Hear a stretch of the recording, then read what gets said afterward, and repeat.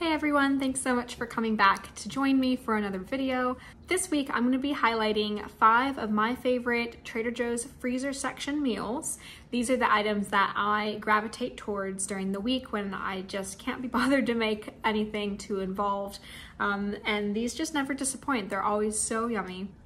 In my opinion, this is where Trader Joe's actually just thrives. They do their frozen meals so well, in my opinion, and I think their price points are really good as well.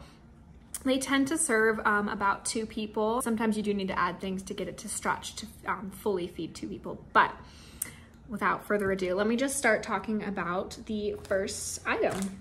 Okay, so the first item is this palak paneer. This palak paneer is so delicious. It's got a creamy spinach sauce, a little bit of a kick to it, but not too much. And then chunks of paneer cheese, which I really enjoy the texture of. I think it's similar to tofu in texture, which might sound scary, but like I really enjoy it. And I don't really like tofu, so I don't know. Maybe I should give tofu another try. It's just super good. I pair it with rice, and that kind of helps it stretch. The other thing I will sometimes pair it with, this is just a bonus item, is this garlic naan. This just heats up in the oven a couple minutes and you're good to go, and it is so delicious. And I like buying it from the freezer section rather than fresh, just because I don't want it to go stale or anything, and it's just ready and waiting for me in the freezer for whenever I want it. So that is my first recommendation. So good. Honestly, out of all of these items, this is probably my favorite and the one that I tend to eat the most. So if you're gonna try any of them, grab this one, but grab all of them, they're delicious. Okay, second item is this gnocchi and gorgonzola. Gnocchi is a denser sort of pasta, and they have paired it with a creamy gorgonzola cheese sauce. Yum.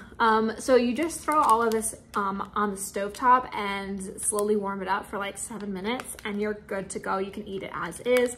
I will often add frozen peas as well, just for, you know, a little bit of green. I like the way it makes it look, and I enjoy peas. So yeah, that is how I like to do it, but super yummy.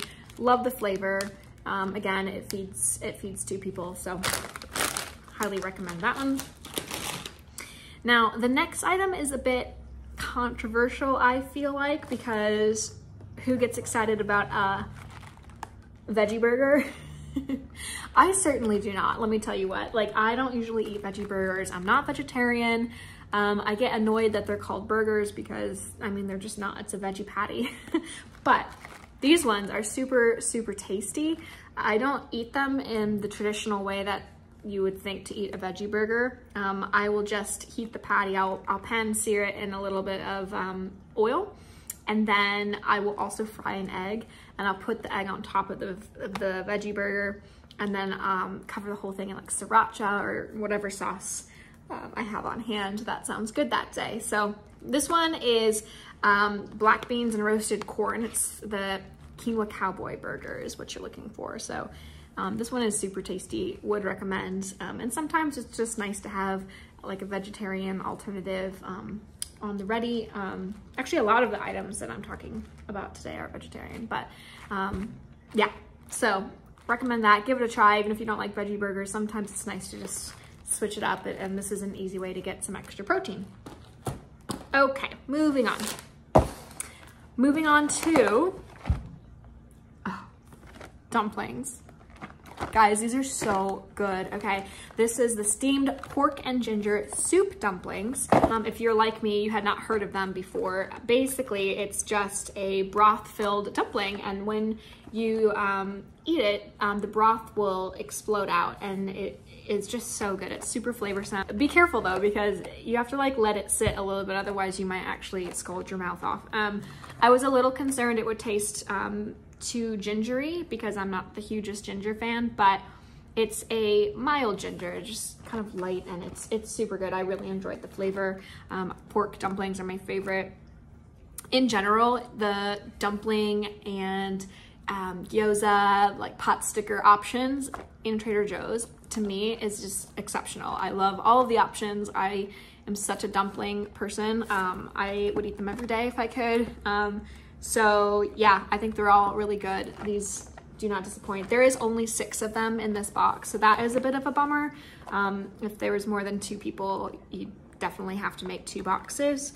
I have some frozen edamame, like shelled edamame that I got in the freezer section, and I'm gonna pair that with these dumplings this week to kind of make it stretch a little bit. So that's my plan.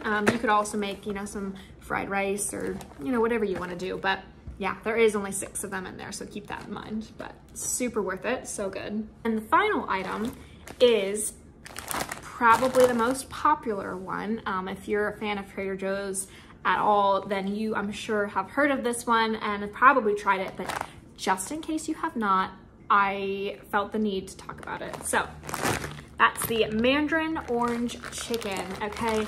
This is a little bit over $5 from Trader Joe's, and everything's from Trader Joe's. I don't need to keep saying it's from Trader Joe's, okay? Okay.